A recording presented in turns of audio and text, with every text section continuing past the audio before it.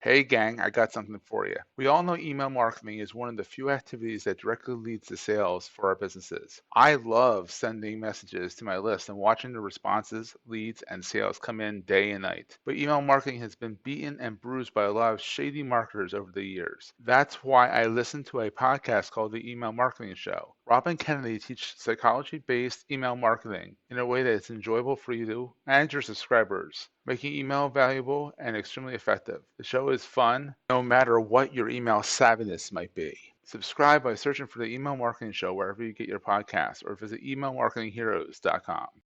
Entrepreneurs Enigma is a podcast for the ups and downs of entrepreneurship. So the wins and the fails that we all face being entrepreneurs, and how we learn from adversity. Every week I talk to a different entrepreneur with a story to tell. I'm Seth Goldstein. Come with me on the journey. This is Entrepreneurs Enigma. Let's get started.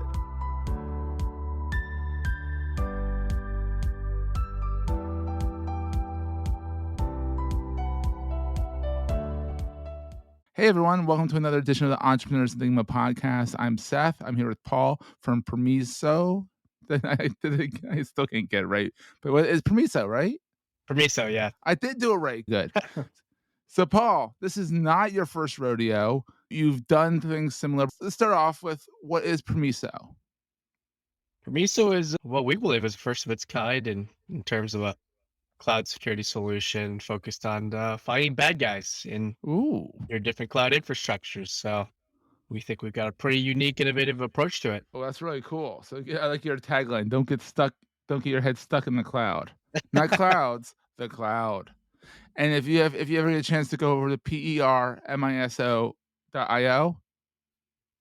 that's the URL. Check out their site. For most startups, they're kind of drab and boring. Their website is awesome and fun. Very much, I would say, Beatles Yellow Submarine-esque. It's fun. It's that kind of, it's a fun style. So Paul, where'd you come from? I see from the link you went to Carnegie Mellon, which is very much a very tech heavy school. That, and I have a friend who does web design now, who went to the music program. They have a very good music program as well. But yeah, well, sometimes they don't try to reveal this, but I was born and raised in Jersey, and then I grew up during the Jersey Shore era, so that show definitely gave a nice connotation to Jersey folks. But I definitely shed my Jersey ways after I went to Pittsburgh and went to Carnegie Mellon, and then ended up here in DC right after school, and actually had hopes and dreams of going to New York City and being an investment banker. Oh, really? Your dreams did that? Yeah, I did. I was actually a computer science guy in college, but also doing finance, hoping to go to Wall Street and be an investment banker. But I graduated during the .com bust, so that didn't quite pan out. Yeah, that happens. I remember when I got out, I was just like, okay, now what? That kind of thing. So you kind of had to say, all right, now what? Let's go figure it out. So you immediately jumped. So what'd you do? I mean, the .com bust. Where'd you end up? I actually ended up in DC doing cybersecurity, and luckily during my time at Carnegie Mellon, I started my master's degree.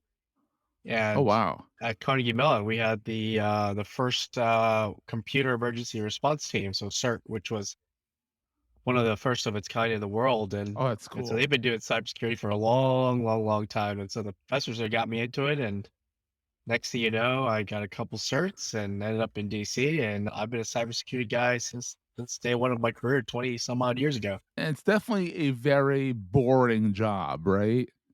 Definitely a lot of sarcasm there. No recent events or anything that. No, there's nothing going on in the cloud right now. Oh my God, you blink and there's something going on. Yeah, it's actually, it didn't start that way 20 years ago. It was pretty quiet in the cybersecurity and then front. Something happened. Yeah. I actually attribute it to the internet era, where infrastructure and the data centers were being built, and the more widespread and accessible technology became from the internet, it became a lot easier to hack into things, versus hackers actually had their roots in hacking phone systems, making free calls, free long distance calls, or they're called freakers way back when. But that's once the internet happened, oh well, you could just sit in your room and hack away and go after any target you want. It makes it a whole lot easier. And then there's Pauls out there trying to stop you, bop you over the head with your mallet, say, "Nope, get out of the system." And Yeah, I then actually started my yeah. career then breaking into stuff. That was how the Oh, you were a pen curiosity perked. tester. I was, yeah, Oh, so I you were a was. hired gun. You were like, Let's see how you can get into our system." You're like this, Yep, button press, and they're like, "Oh, that's not good."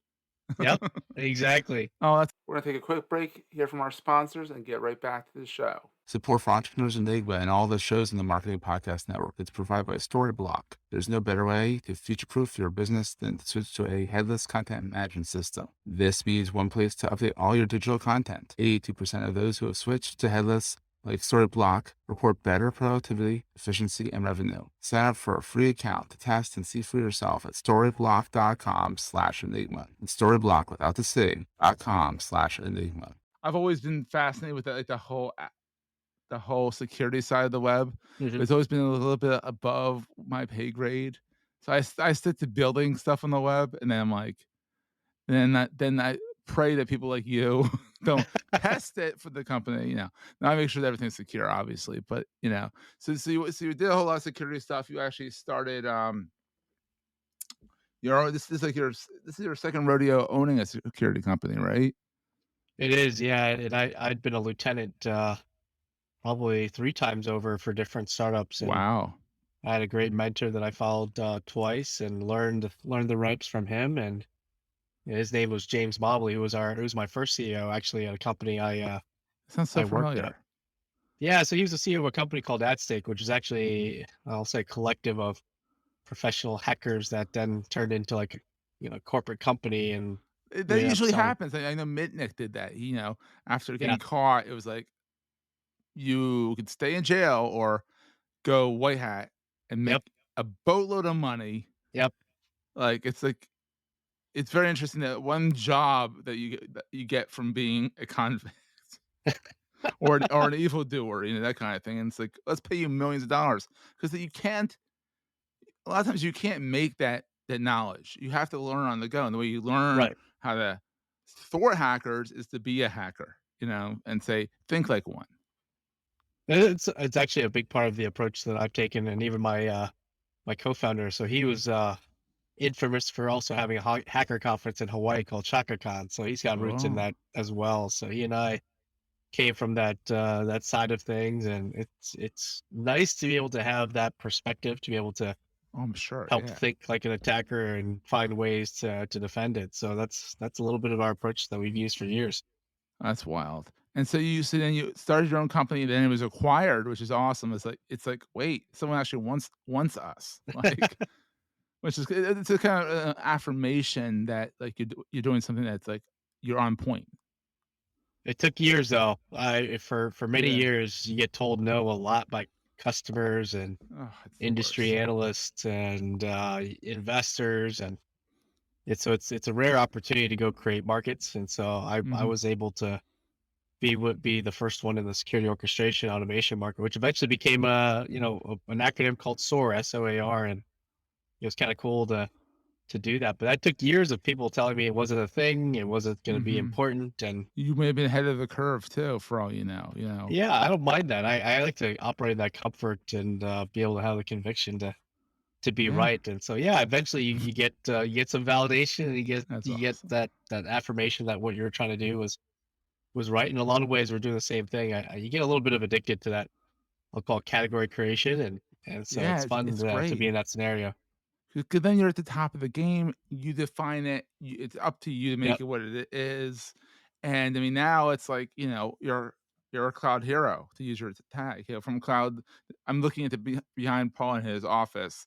There's his little mascot guy with the drill and the not microscope, magnifying glass, and Magnifying glass. his Yeah. logo, and then below it says from cloud zero to cloud hero, and it's really neat, and it's neat to see a company that can laugh and have a good time, and it kind of goes back to your whole hacker mindset of like, this is finding holes, patching them, now patching them, before maybe not patching them, but it's really fantastic. So here's a question: since you've been out on your own, what is the Mhm. scariest thing about being an entrepreneur, especially in your space?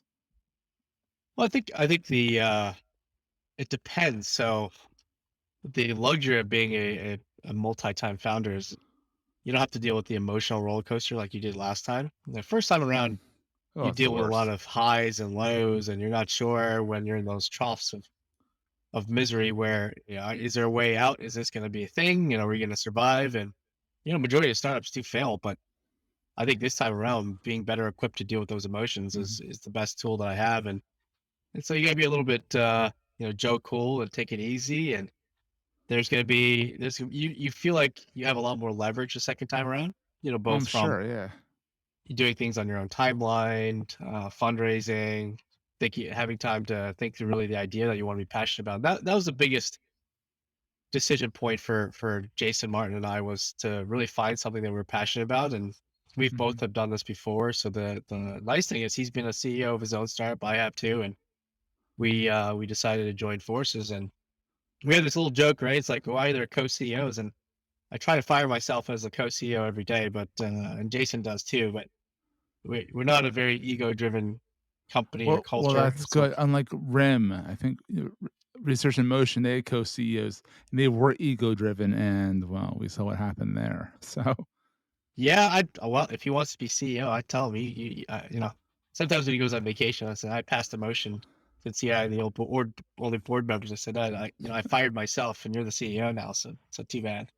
no, it's like, oh no, I left for 5 days. No. All right. So here's a question: what is the most important thing to carry with you all the time? Carry with me? I cannot live without my phone, that's for sure. I mean, Oh, I'm sure when you run your own business, it's like it's yeah, everything. it's nonstop. I mean, I spend a lot of my time on, with conversations like this or on the phone with customers. I spend a lot of my time really with customers and trying to get a That's good awesome. understanding and pulse of what's going on, the trends out there, where are the Mhm. competitors moving, where do investors see the trend going.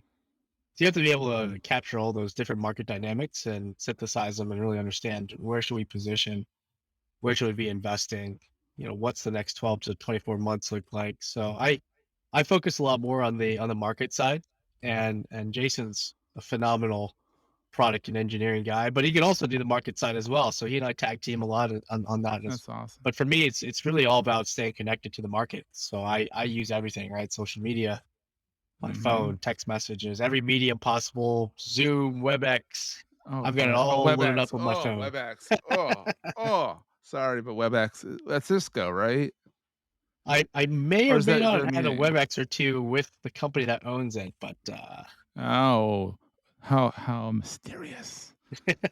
It's awesome because you have kids and all that stuff. What's the best I asked you what the scariest thing about being an entrepreneur is. What's the best thing about being an entrepreneur? best thing is just the freedom. I mean, Mhm. the ability to live and die by your own decisions. That's the best part. If obviously I've been acquired. I've worked for other people, and that's great. But for me, it's I'd rather clean up my own mess. So if I'm Mhm. making the mess, I'd rather clean up my own mess that I created versus cleaning up somebody else's mess and having There's to. nothing worse because then you're like, Yeah, "How did they do this? Like, what did they do wrong?" exactly. No one else to blame but yourself. So that's definitely the good and the bad of it. But I like Yeah. that because I'm an aggressive person in terms of I wanna push hard. And if Mhm. you, like you said, our branding, the whole point of our branding was to be different. I got sick and tired Mhm. of the same old dark drab. Let's go scare the crap out of everybody, and so Oh. let's go poke fun at the industry a little bit and be completely anti-pattern. and Oh, I and love so it, and you that's you some really it. you have some you do have some scary clouds, but that's about it. My favorite's the bomb cloud. That's for sure. The That's my bomb favorite cloud's one. really cool. Yeah. I also like your mascot. He's a very happy-go-lucky, like, "I got this. I got this. I can make you secure," kinda thing, you know? It's very You know, different. he's dancing through the clouds or the cloud. That's awesome. So, Paul, where can people find out more about Permiso? I can't say it. Where can people find more out about your company? Yeah, you could go reach out on the website, or if you wanna email me, you're welcome to do that. You can just email me at Paul at Permiso Permiso.io. Happy to talk to everyone. Yeah. Like I said, my superpower is really the gift of gab, so I could It's talk all great. day long. You were one of the only founders that I bumped into in, my outreach. It was like, "All right, let's chat. Let's do this." We chatted, he's like, definitely gift the gab, but controlled, to the point. Let's get rocking and rolling. Let's get on this podcast. Let's do this. So it's been a pleasure, Paul. I appreciate it. I always like the opportunity to meet great people and get the message out. And I appreciate everything that and especially you reaching out. That was fantastic. Yeah, this has been fun. It's been a long time coming because we had to reschedule a few times because business and stuff like that. But we got to do it, so we did it. So that's a great thing. Appreciate it. Awesome, Paul. Thanks so much. That was a great show. Hey, if you're enjoying Entrepreneur's Enigma, please give us a review on the podcast directory of your choice. We're on all of them. And these reviews really help others find the show. Also, if you're getting value from the show and want to buy me a coffee, go to the show notes and click on the link to help me stay awake while I bring you more great episodes to your ears. That's in the show notes, and I look forward to the next episode. Take care, guys.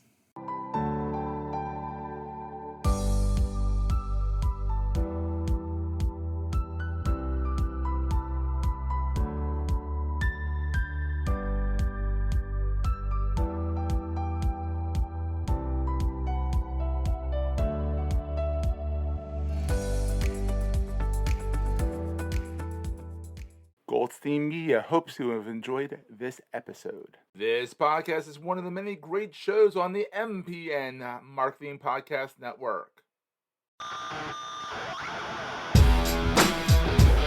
Hello, I'm Ian Truscott here to tell you about Rockstar CMO FM. The M is the marketing and the F is the well you decide. As you wonder, does the world need another effing marketing podcast? Find out as every week I chat with friends old and new that I've met through my career from techie to CMO and share a tune, a cocktail and their marketing street knowledge. Just drop a dime into your podcasting jukebox and jive along with Rockstar CMO FM.